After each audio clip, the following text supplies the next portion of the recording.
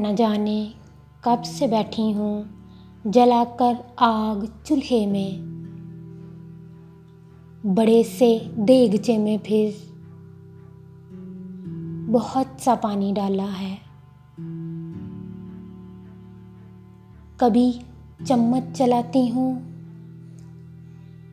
کبھی ڈھکن ہٹاتی ہوں،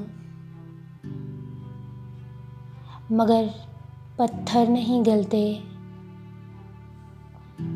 میرے سب بچے بھوکے ہیں، مجھے بھی بھوک کھاتی ہے۔ نہ سالن ہے نہ روٹی ہے، فقط پتھر ہی باقی ہیں۔ پکانے کا سلیقہ ہے، بہت آسان طریقہ ہے،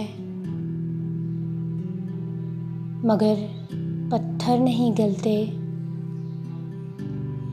سنا ہے دور وہ بھی تھا، خلیفہ خود نکلتا تھا، کوئی بھوکا کوئی پیاسا، اگر اس رات ہوتا تھا۔ بھرا گندم سے ایک تھیلا کمر پہ لاد لاتا تھا، یہاں کوئی نہیں آیا، نہ جانے کب سے بیٹھی ہوں۔ مجھے جو بھی میسر ہے میں بچوں کو کھلا تو دوں، مگر پتھر نہیں گلتے۔